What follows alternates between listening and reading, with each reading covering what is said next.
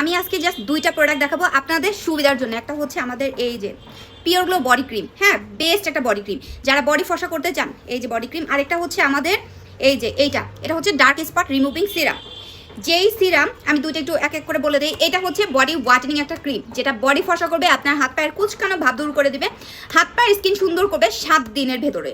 মানে পা থেকে গলা পর্যন্ত স্কিন ফসা করবে।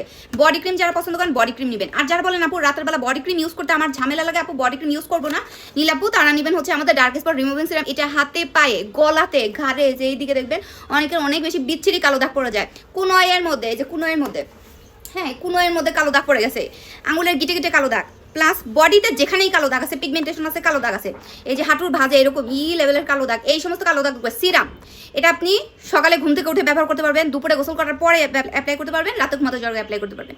এটা ওকে, মানে এটা দিনে রাতে সবসময় ব্যবহার করা যায়।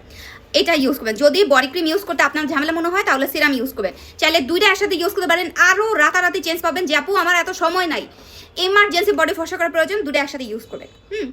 সিরাম শুকায় গেলে তারপর রাতের বেলা বডি ক্রিম অ্যাপ্লাই করবেন, তার উপরে জোসভাবে রেজাল্ট পাবেন। আর দিনের বেলা দুপুরে সকালে সবসময় সিরামটা অ্যাপ্লাই করবেন।